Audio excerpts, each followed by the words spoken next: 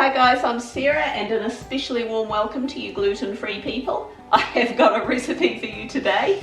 I have done a few other gluten-free recipes before on my channel, which I will link in the recipe, not in the recipe, I'll link it in the description below. But this is bread made with rice.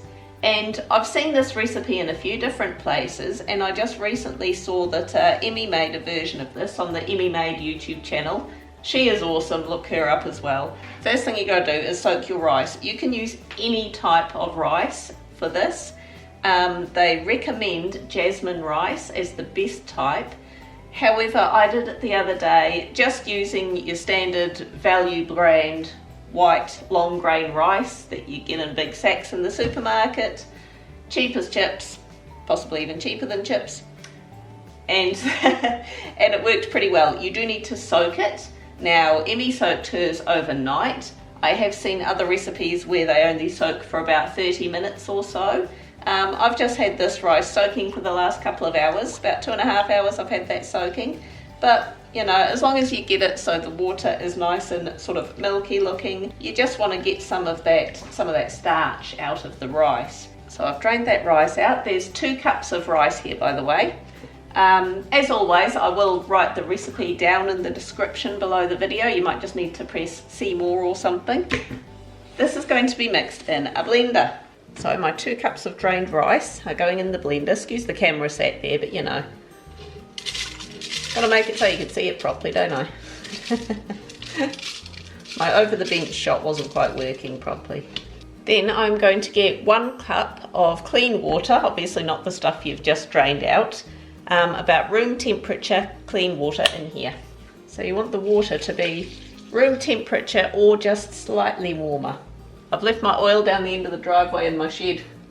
Alright, I'm back. I got my oil. In case you're wondering, I've been making, experimenting with making concrete pavers, and I need oil for lining my moulds so the concrete comes out easily. Anywho, we need 3 tablespoons of oil, or you could use melted butter. Of course, if you use oil, that also makes this vegan. 1 teaspoon of salt. 2 tablespoons of sugar. I have seen 2 different versions of this recipe. One says brown sugar and one uses white sugar.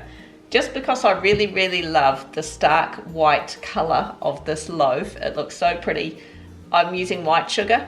But have an experiment, use brown sugar if you like. Something other to try now that I'm thinking about it is with brown sugar, not brown sugar, is using brown rice. I'm wondering if, so it's 2 tablespoons of sugar. Wonder if brown rice would work as well. If you have a go, let me know. And we want about 2.5 teaspoons of yeast. Now, I'm actually using this bread maker's yeast, which does, it does have traces of flour in it. So if you are doing this purely because, you know, if you are really gluten-free, you can't even handle a little bit, then I have seen other people just using the active yeast, which of course does not have any gluten in it. So 2.5 teaspoons, that is it. We're gonna put the lid on. I'm gonna crank this up to full speed. I'm going to have my thermometer on hand because we need to keep checking the temperature. Once it's been going for about a minute, I know from practice with this mixer, as I say, this is a cheapy second-hand one. It'll need to be going for at least a couple of minutes. If you've got a really good mixer, get the lid on properly, that will go super duper high speed, it may heat it up in about a minute. You want it to get to about 100 degrees Fahrenheit, which I believe is about 40 degrees Celsius. I'll put some little words up there if I have to correct myself there. You want it to get up to about 40 degrees Celsius, but not much above that. You don't want it sort of getting into the 45 degree territory, or that could start to kill the yeast.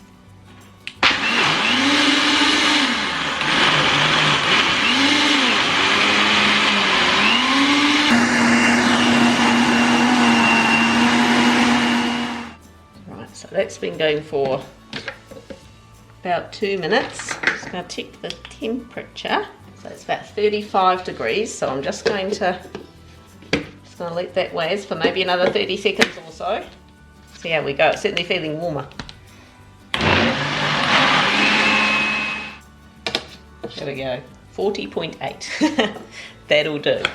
I've got a small loaf tin. I have lined this with baking paper. And I'll tell you why. Normally I would not. Normally I'd just grease stuff.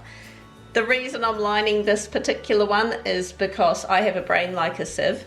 And I've been meaning to buy a new one of these little baking tins for ages, and I just don't get around to it. I just forget about it when I'm out and about. And some of the bottom, it's actually got like a non-stick lining on it, and some of the bottom has just started peeling away a little bit. So of course I don't want any of that getting onto my anything that I bake in it. It's not often I use my little tin, but when I do, it's handy. So I've just lined this, but that's my reasons. Otherwise you should be able to get away with just greasing it. It'll be fine. Check that out. That is just pure white. That looks absolutely gorgeous. It looks like a pudding. You would not look at this. It looks like meringue mixture or something almost. You would not think I was making a loaf of bread. Don't be tempted to lick the spoon. It's not that great. Don't ask me how I know that either. So there we go. Now, just gonna tap that a bit to get it nice and evenly distributed, get rid of any air bubbles. Right, beautiful. Now, I'm going to sit this in a nice sunny spot. Helps if your room is warm. The cooler your room is, the longer this will take, but half an hour, 20 minutes to half an hour should do it. You want it to rise up so it's just coming up to the top of the pan. It's just starting to rise up nicely. I'm going to start preheating the oven to 190 degrees Celsius, and we'll see you back here shortly. Look at that. So that's risen up nicely.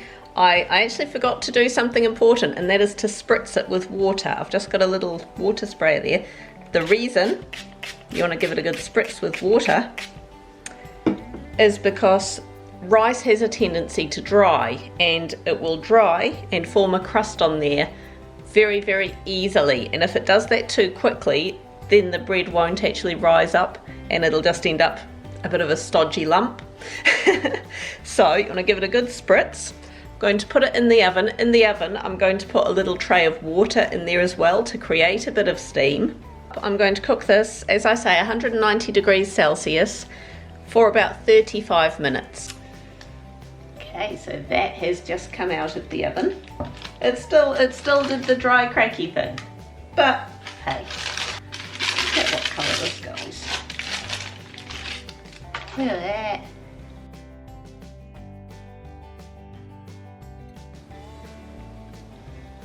Smells yummy. Break off a wee corner just because that's what you do, isn't it? Look at that. Look at that. That's pretty. And I'm just going to show you because it does actually slice.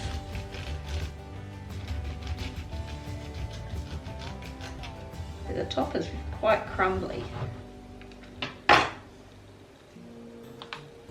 Look at that. So yeah, it is a little bit more dense than, you know, your traditional loaf of bread with flour in it. A wee taster.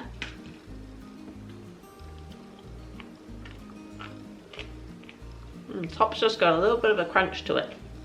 This is a little bit like, it's sort of like a mess with your head recipe because it tastes like rice. It feels like I'm eating bread. Slightly more dense consistency than your normal, you know, flour loaf.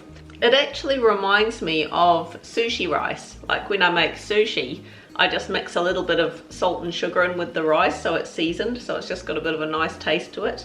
And that's what this tastes like. It tastes like sushi rice. This is probably, in my opinion, the best way to have it when it's still warm. I found The last loaf I did, I sort of made it in the morning and it was really nice. I ate a couple of pieces of my lunch, and with the rest of the loaf, I sliced it up and just put it next to a casserole that we had for dinner. And by the evening, it was still okay, but it wasn't quite the same. I suspect if you made it one day and left it and packed it up for lunches the next day, it would be a bit more sort of dry and crumbly. So this is when it's best. You know, you make it the same day that you're planning on eating it. Little bit of butter on. This is absolutely yummy. I haven't tried toasting a piece. I'm going to toast a piece. I just toasted a bit. Put a bit of butter on. You've got to have butter on your toast. Right. Actually, I quite like that toasted. That is nice. Oh, yummy. Okay, so here's my verdict. Either have it nice and warm, straight out of the oven, or toast it. Bit of butter on. So there we go. Thank you for the people who suggested I do a gluten-free recipe. I have been searching. It is not easy being gluten-free, trying to do things cheap. I can sympathize with you guys because gluten-free flour costs about 6 times as much as normal flour, and yeah, I feel for you. That is no fun.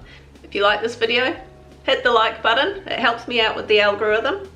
Leave me a comment, hit subscribe if you haven't, and we'll catch you next week. Bye.